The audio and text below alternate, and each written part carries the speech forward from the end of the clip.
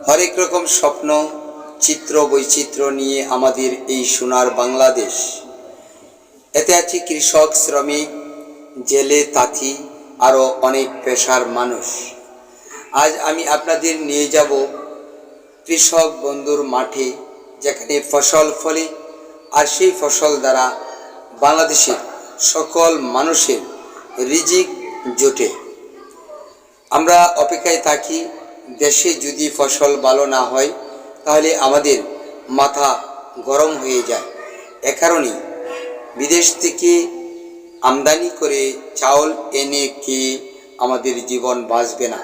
কারণ আমাদের যে ফসল হয় সেই ফসলের অনেক স্বাদ, অনেক সুগন্ধ, এমনকি সেটা আমাদের জন্যে অনেকটাই প্রাণবর। চলুন কৃষক মাঠে যাই, দেখি কৃষক বন্ধুরা কি করছে। মানুষের যেমন বিশ্রামের প্রয়োজন, প্রাণী জগতের তেমন বিশ্রামের প্রয়োজন, তেমনি কৃষকের ফসলি মাঠ, তারও বিশ্রামের প্রয়োজন রয়েছে।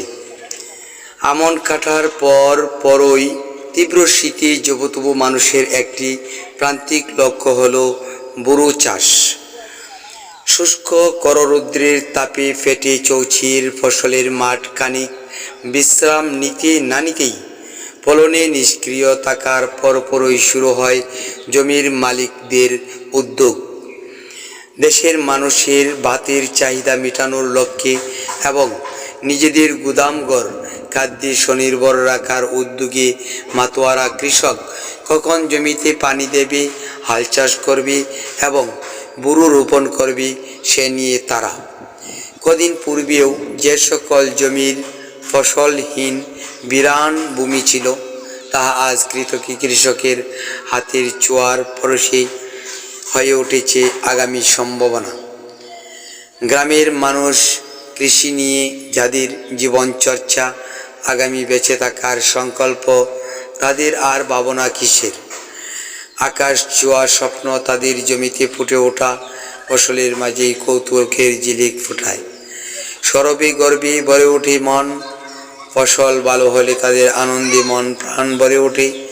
সবুজ সোনার বাংলার আনাচে কানাচে ছিটিয়ে ছড়িয়ে আছে নানান পেশার মানুষ।